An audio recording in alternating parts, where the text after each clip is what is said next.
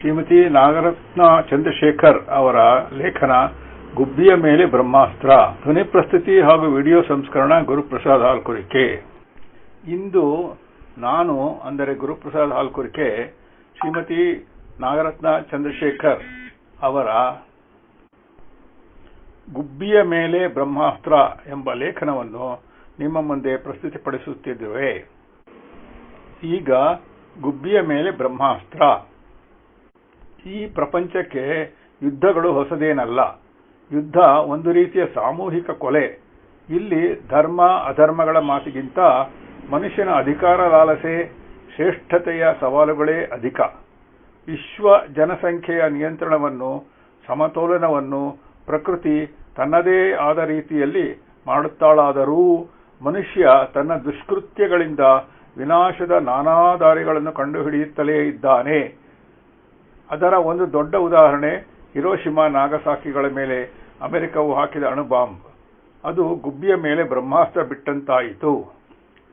ಮೊದಲನೇ ಹಾಗೂ ಎರಡನೇ ಮಹಾಯುದ್ಧದ ಪ್ರಭಾವಗಳಿಂದ ಶೀತಲ ಸಮರದ ಪ್ರಾರಂಭದ ಕಾರಣಗಳು ಜರ್ಮನಿಯಿಂದ ಪೋಲೆಂಡ್ ಆಕ್ರಮಣ, ಪರ್ಲ್ ಹಾರ್ಬರ್ ಮೇಲೆ ಜಪಾನಿನ ದಾಳಿ, ಎಲ್ಲಾ ಅಂತಾರಾಷ್ಟ್ರೀಯ ವ್ಯಾಜ್ಯಗಳನ್ನು ಶಾಂತಿಯುತ ಮಾರ್ಗದಿಂದ ಪರಿಹರಿಸಿಕೊಳ್ಳಬೇಕೆಂಬ ಒಂದನೆಯ ಮಹಾಯುದ್ಧದ ನಂತರ ಆಗಿದ್ದ ವಸ್ರೇಲ್ ಒಪ್ಪಂದವನ್ನು ಉಲ್ಲಂಘಿಸಿ ಬಲಪ್ರಯೋಗದಿಂದ ರಾಜ್ಯ ವಿಸ್ತರಣೆಯಲ್ಲಿ ತೊಡಗಿಕೊಂಡ ಜರ್ಮನಿ, ಇಟಲಿ, ಜಪಾನ್ಗಳನ್ನು ಎದುರಿಸಿ ಬ್ರಿಟನ್, ಫ್ರಾನ್ಸ್, ಸೋವಿಯತ್ ಒಕ್ಕೂಟ, ಅಮೆರಿಕ ಸಂಸ್ಥಾನಗಳೇ ಮೊದಲಾದ ರಾಷ್ಟ್ರಗಳು ನಡೆಸಿದ ಯುದ್ಧ ಸುಮಾರು 6 ವರ್ಷ ಕಾಲ ವಿಶ್ವವ್ಯಾಪಿಯಾಗಿ ಅಗಾಧ ಸಾವು ನೋವುಗಳಿಗೆ ಕಾರಣವಾಯಿತು. ಜಪಾನ್ನ ಪರ್ಲ್ ಹಾರ್ಬರ್ ಮೇಲೆ ಮಾಡಿದ ದಾಳಿಗೆ ಪ್ರತ್ಯುತ್ತರವಾಗಿ ಘೋರ ಶಿಕ್ಷೆಯನ್ನೇ ಅನುಭವಿಸುವಂತಾಯಿತು. ಅವರು ಇದರಿಂದ ಕಲಿತ ಪಾಠ ತಲೆತಲಾಂತರಕ್ಕೂ ನೆನಪಿನಲ್ಲಿ ಉಳಿಯುವಂತಾಗಿದೆ. ನಿಜ, ಇಂದು ಜಪಾನ್ ಸಂಪೂರ್ಣ ಪರಿವರ್ತನೆಯಾಗಿ ಪ್ರಪಂಚಕ್ಕೆ ಮಾದರಿ ಎನಿಸುವಷ್ಟು ತಲೆ ಎತ್ತಿ ನಿಂತಿದೆ. ಇದಕ್ಕಾಗಿ ತೆತ್ತ ಬೆಲೆ ಮಾತ್ರ ಅಪಾರ. ಅಮೆರಿಕದ ಹೀನ ಕೃತ್ಯದಿಂದಾಗಿ ಬೆಂದು ಭಸ್ಮವಾದ 2 ನಗರಗಳ ಲಕ್ಷಾಂತರ ಜನ, ಪ್ರಾಣಿ, ಪಕ್ಷಿಗಳು, ಕಟ್ಟಡಗಳು ಮಹಾಯುದ್ಧಗಳ ಪೈಶಾಚಿಕ ಯೋಜನೆಗಳಿಗೆ ಸಾಕ್ಷಿಯಾಗಿವೆ. ಬಾಂಬ್ ಡೋಮ್ ಜೆನ್ಬಾಕು ಎಂದು ಕರೆಯಲಾಗುವ ಒಂದು ಅರ್ಧ ಸುಟ್ಟ ಕಟ್ಟಡದ ಭಗ್ನಾವಶೇಷಗಳನ್ನು ಜಪಾನಿಯರು ಇಂದಿಗೂ ಹಿರೋಶಿಮಾದಲ್ಲಿ ಉಳಿಸಿಕೊಂಡಿದ್ದಾರೆ. 1945ರ ಆಗಸ್ಟ್ 6 ಮತ್ತು 9ರಂದು ಜಪಾನಿನ 2 ನಗರಗಳ ಮೇಲೆ ಆದ ಪರಮಾಣು ದಾಳಿಯ ಹಲವಾರು ದಾರುಣ ಚಿತ್ರಗಳನ್ನು ಹಿರೋಶಿಮಾ ಪೀಸ್ ಮೆಮೋರಿಯಲ್ ಮ್ಯೂಸಿಯಂನಲ್ಲಿ ಇಡಲಾಗಿದೆ. ಮುಂದಿನ ಪೀಳಿಗೆಯ ಜನರಿಗೆ ಅಣುಬಾಂಬಿನ ಭಯಂಕರ ಪರಿಣಾಮಗಳ ಬಗ್ಗೆ ತಿಳುವಳಿಕೆ ಹಾಗೂ ಸಾವು ನೋವಿನ ಪಳೆಯುಳಿಕೆಗಳ ಚಿತ್ರಗಳು ಮೌನವಾಗಿ ಇಲ್ಲಿ ತೆರೆದಿಟ್ಟಿವೆ. ಮಕ್ಕಳ ಸುಟ್ಟು ಕರಕಲಾದ ಆಟಿಕೆಗಳು, ಯೂನಿಫಾರ್ಮ್ಗಳು, ಆಕಾರ ಕಳೆದುಕೊಂಡ ಅನೇಕ ಕಬ್ಬಿಣ, ಹುಕ್ಕು, ಪಿಂಗಾಣಿ ಸಾಮಾನುಗಳ ಹೃದಯ ವಿದ್ರಾವಕ ದೃಶ್ಯಗಳು ಎಲ್ಲರ ಅಂತರಂಗದಲ್ಲಿ ಎಬ್ಬಿಸುವ ಪ್ರಶ್ನೆ ಒಂದೇ: ಇಂಥ ಯುದ್ಧಗಳು ಬೇಕೇ? ಹಿರೋಶಿಮಾ ಜಪಾನಿನ 2ನೇ ಸೇನಾ ಕೇಂದ್ರ ಕಾರ್ಯಾಲಯ ಹಾಗೂ ಶೇಖರಣಾ ಉಗ್ರಾಣವೂ ಆಗಿತ್ತು. ಸೇನಾ ಪ್ರಾಮುಖ್ಯತೆಯುಳ್ಳ ನಗರವಾಗಿದ್ದರಿಂದ ಅದನ್ನು ಅಮೆರಿಕ ಅಣುಬಾಂಬ್ ಸ್ಫೋಟಿಸಲು ಗುರಿಯಾಗಿ ಆರಿಸಿಕೊಂಡಿತ್ತು. 1945 ಆಗಸ್ಟ್ 6 ಜಪಾನಿಯರಿಗೆ ಅದೊಂದು ಕರಾಳ ದಿನ. 60 ಕೆಜಿ ಅಂದರೆ 130 ಪೌಂಡ್ ತೂಕವುಳ್ಳ ಯುರೇನಿಯಂ 235 ರಾಸಾಯನಿಕ ಹೊಂದಿದ ಬಂದೂಕು ಮಾದರಿಯ ವಿದಳನ ಶಸ್ತ್ರಾಸ್ತ್ರವಾದ ಗುರುತ್ವದ ಬಾಂಬು ಇದು. ಪೂರ್ವ ನಿರ್ಧಾರಿತ ಆಸ್ಫೋಟನದ ಎತ್ತರಕ್ಕೆ ವಿಮಾನದಿಂದ ಬೀಳಲು ಕೇವಲ 57 ಸೆಕೆಂಡ್ ತೆಗೆದುಕೊಂಡಿತು. ಆ ಸ್ಫೋಟದ ಎತ್ತರ 600 ಮೀಟರ್ಗಳಷ್ಟು ಮೇಲಿತ್ತು.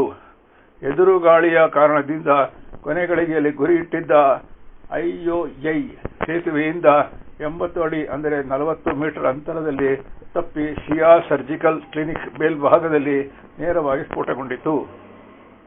ಸುಮಾರು 13 ಕಿಲೋಟನ್ TNT ನಷ್ಟು ಪ್ರಮಾಣಕ್ಕೆ ಸಮನಾದ ಒಂದು ಭಯಂಕರ ಸ್ಫೋಟವನ್ನು ಅದು ಸೃಷ್ಟಿಸಿತು. 1 ಮೈಲಿಗಳಷ್ಟು ಹಬ್ಬಿದ ಬೆಂಕಿಯ ಕೆನ್ನಾಲಿಗೆಗಳ ವ್ಯಾಪ್ತಿ ನಗರದ 11 ಕಿಲೋಮೀಟರ್ ವರೆಗೂ ಪ್ರಭಾವಿತವಾಗಿತ್ತು. ಹಿರೋಶಿಮಾದ 69% ಕಟ್ಟಡಗಳು ಸಂಪೂರ್ಣ ನಾಶವಾಗಿ 6ರಿಂದ 7ರಷ್ಟು ಕಟ್ಟಡಗಳು ಹಾನಿಗೊಂಡವು. 70ರಿಂದ 80 ಸಾವಿರ ಮಂದಿ ತಕ್ಷಣ ಅಸುನೀಗಿದರು. 70,000 ಮಂದಿ ಗಾಯಗೊಂಡರು. ಹೆಚ್ಚಿನವರು ನಗರದ ಮಧ್ಯಭಾಗದಲ್ಲಿ ಇದ್ದರು. ಹೆಚ್ಚು ಕಮ್ಮಿ ಎಲ್ಲಾ ಜೀವವಿರುವ ಮನುಷ್ಯ, ಪ್ರಾಣಿಗಳು, ಪಕ್ಷಿಗಳು ಹಾಗೂ ವಸ್ತುಗಳು ಅಕ್ಷರಶಃ ಸುಟ್ಟು ಬೂದಿಯಾಗಿದ್ದವು. ಇದಲ್ಲದೆ 1945ರ ಅಂತ್ಯದ ವೇಳೆಗೆ ಸುಟ್ಟ ಗಾಯಗಳು, ವಿಕಿರಣದ ಪರಿಣಾಮ ಹಾಗೂ ವೈದ್ಯಕೀಯ ಕೊರತೆಯಿಂದ ಉಲ್ಬಣಗೊಂಡ ಸಾವು ನೋವುಗಳ ಅಂದಾಜು 90,000ದಿಂದ 1,06,000ರವರೆಗೂ ತಲುಪಿತು. 1950ರ ಹೊತ್ತಿಗೆ ಕ್ಯಾನ್ಸರ್ ಮತ್ತು ಇತರ ದೀರ್ಘಾವಧಿ ಪರಿಣಾಮದಿಂದ 2 ಲಕ್ಷ ಜನ ಸತ್ತಿದ್ದರು.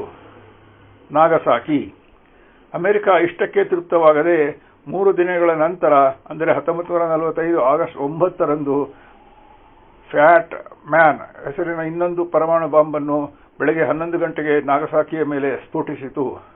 ಸುಮಾರು 6.4 ಕೆಜಿಗಳಷ್ಟಿದ್ದ ಪ್ಲುಟೋನಿಯಂ 239 ತಿರುಳನ್ನು ಒಳಗೊಂಡಿದ್ದ ಈ ಶಸ್ತ್ರಾಸ್ತ್ರಕ್ಕೆ ಫ್ಯಾಟ್ ಮ್ಯಾನ್ ಎಂದು ಹೆಸರಿಸಲಾಗಿತ್ತು. ನೆಲದಿಂದ ಮೇಲ್ಭಾಗದಲ್ಲಿ 1540 ಅಡಿ ಎತ್ತರದಲ್ಲಿ ಅದು ಕೇವಲ 42 ಸೆಕೆಂಡುಗಳ ಅಂತರದಲ್ಲಿ ಸ್ಫೋಟಿಸಿತ್ತು. 21 ಕಿಲೋ ಟನ್ TNTಗೆ ಸಮನಾಗಿತ್ತು, ಅಂದರೆ 88 TJ. ಇದು 3900 ಡಿಗ್ರಿ ಸೆಲ್ಸಿಯಸ್ನಷ್ಟು ಶಾಖವನ್ನು ಉತ್ಪಾದಿಸಿ ಗಂಟೆಗೆ 1005 ಅಂದರೆ 624 ಕಿಲೋಮೀಟರ್ ವೇಗದ ಬಿರುಗಾಳಿಯ ಸೃಷ್ಟಿಯೊಂದಿಗೆ ಅಪ್ಪಳಿಸಿತ್ತು. ತಕ್ಷಣಕ್ಕೆ 40,000ರಿಂದ 75,000ದಷ್ಟು ಜನರು ಸಾವು ನೋವುಗಳಿಗೀಡಾದರೂ 1945ರ ಅಂತ್ಯದ ವೇಳೆಗೆ ಪರಮಾಣು ಬಾಂಬಿನ ವಿಕಿರಣದ ಪರಿಣಾಮದಿಂದ ಆ ಸಂಖ್ಯೆ 80,000ಕ್ಕೆ ತಲುಪಿತು. ಒಟ್ಟು ನಾಶದ ವ್ಯಾಪ್ತಿ 1 ಮೈಲಿಯಷ್ಟಿತ್ತು. ನಗರದ ಉತ್ತರ ಭಾಗದಿಂದ 2 ಮೈಲಿಗಳಷ್ಟು ದಕ್ಷಿಣದವರೆಗೆ ಬೆಂಕಿಯ ನಾಲಿಗೆ ಚಾಚಿಕೊಂಡಿತ್ತು. ಹಿರೋಶಿಮಾದ ಬಾಂಬ್ ದಾಳಿಯ ನಂತರ ನಾಗಸಾಕಿಯತ್ತ ಗುಳೆ ಹೊರಟಿದ್ದ ಅನೇಕರು ದುರದೃಷ್ಟಕ್ಕೆ ಅಲ್ಲಿಯೂ ಬಾಂಬ್ ದಾಳಿಗೆ ತುತ್ತಾಗಿದ್ದರು.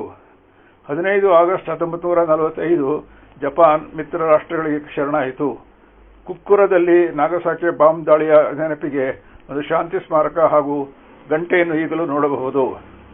ಜಪಾನ್ ಶರಣಾಗತಿಯ ನಂತರ 2ನೇ ವಿಶ್ವಯುದ್ಧ ಕೊನೆಗೊಂಡಿತು ಎಂದು ಇತಿಹಾಸ ಹೇಳುತ್ತದೆ. ಆದರೆ ವಿಶ್ವದ ಅನೇಕ ರಾಷ್ಟ್ರಗಳು ಇಂದಿಗೂ ಅಣುಬಾಂಬಿನ ಸಂಗ್ರಹ ಹೊಂದಿದ್ದು ಆಟವಾಡುತ್ತಿವೆ. ಯಾವ ಕ್ಷಣದಲ್ಲಾದರೂ ತಲೆ ಕೆಟ್ಟರೆ ಒಂದು ದೇಶ ಇನ್ನೊಂದರ ಮೇಲೆ ಈ ಬ್ರಹ್ಮಾಸ್ತ್ರವನ್ನು ಪ್ರಯೋಗಿಸಲು ತುದಿಗಾಲುಗಳ ಮೇಲೆ ನಿಂತಿವೆ. ವಿಶ್ವ ಶಾಂತಿ ಬಯಸುವವರ ಸೊಲ್ಲಡಗಿದೆ.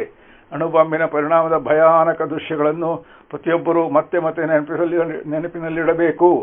ಮನುಷ್ಯ ತನ್ನ ಸ್ವಾರ್ಥಕ್ಕಾಗಿ ಭೂಮಂಡಲದ ಒಡಲಿಗೆ ಬೆಂಕಿ ಹಚ್ಚುವಷ್ಟು ಪ್ರಬಲನಾಗತೊಡಗಿದ್ದಾನೆ. ಸುಂದರ ಪುಟ್ಟ ದ್ವೀಪ ರಾಷ್ಟ್ರ ಜಪಾನ್ ಇಂದು ಇಡೀ ಜಗತ್ತಿನ ಗಮನ ಸೆಳೆಯುವಷ್ಟು ಪ್ರಗತಿಯ ಮುನ್ನೋಟದಲ್ಲಿದೆ. ಶಾಂತಿ, ಸ್ನೇಹ, ನಮ್ರತೆ, ಬುದ್ಧಿಮಂತೆಗಳೇ ಮೂರ್ತಿವೆತ್ತಂತೆ ಬದುಕನ್ನು ಅವರು ಇಂದು ಕಟ್ಟಿಕೊಂಡಿದ್ದಾರೆ. ಬ್ರಹ್ಮಾಸ್ತ್ರವನ್ನು ತಮ್ಮ ಬತ್ತಳಿಕೆಯಲ್ಲಿ ಇಟ್ಟುಕೊಂಡಿರುವ ಮಹಾನಾಯಕರುಗಳಿಂದ ಈ ವಿಶ್ವವನ್ನು ಉಳಿಸುವತ್ತ ನಾವು ಗಮನ ಹರಿಸಬೇಕಿದೆ. ಧನ್ಯವಾದ.